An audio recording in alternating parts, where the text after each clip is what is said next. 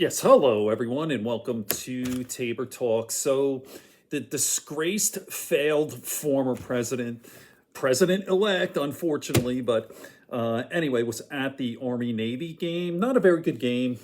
Navy won 31-13, but Mr. Spohn Spurs was there, and this is absolutely humiliating. He was basically booed by most and kind of mocked. You saw him like this. I was watching the game live, and the camera went on him for like 2 seconds, and you saw him like during the national anthem going like this. You're supposed to be like this, and the camera just panned very quickly.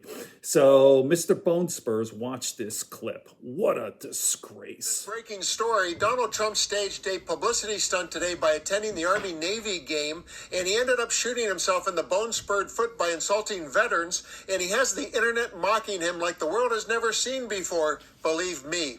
Let's set the stage with an assist from Fox News.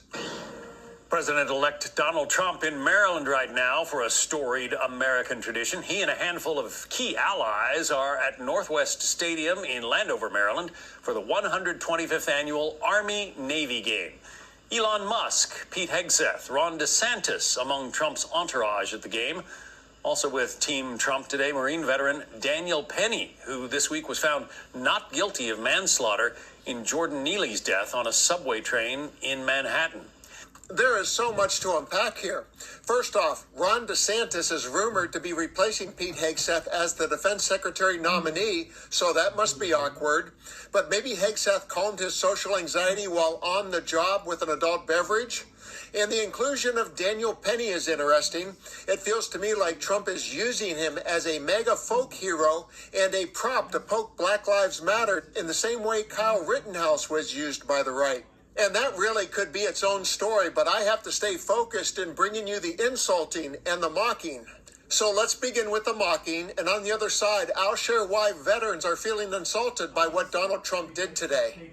Donald Trump has been known to wave at people for the camera, seemingly unaware that the same camera is capturing the lack of reciprocation.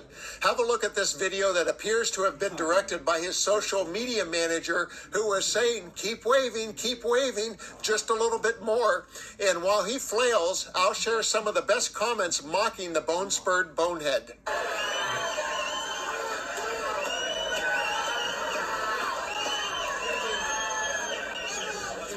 One person commented, and the crowd goes, mild. And another said, he just admitted he can't lower grocery prices and people still cheering, even when they find out they've been played a fool. And then the tone of the comments goes from mocking him to being offended by his presence. He must be there to show his support for all of them suckers and losers, right?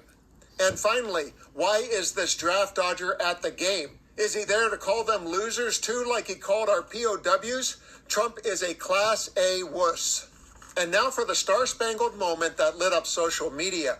Watch as halfway through the national anthem, the man who has never served in the military after taking 5 draft deferments, the man who once called fallen soldiers suckers and losers, and the man who is not currently the commander-in-chief breaks into a salute, and many were not having it.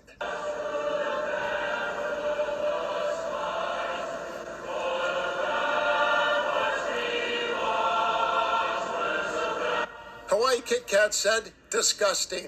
Trump should not be allowed to salute as he has never served. That's an insult to those who served. Sunny Hills commented, watching Bone Spur Trump raise a military salute at the football game was laughable.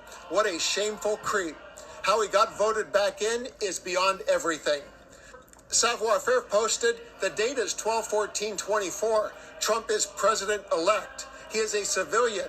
His hand should be over his heart, not a salute. We have a current commander-in-chief who properly places his hand over his heart, unlike this fraud. And Rogue Menace commented, don't salute a man who dodged the draft 5 times for Bone Spurs, who disparaged John McCain for getting captured and called veterans loser. Trump is the biggest loser. Absolutely, he is the biggest loser indeed, Mr. Bone Spurs. My prediction is he's not going to make it.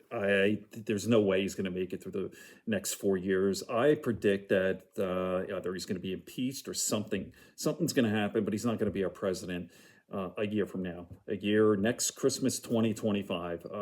We shall see. Okay, on that note, Good friends, good books, and a sleepy conscience. Peace, love, and understanding here on Tabor Talk.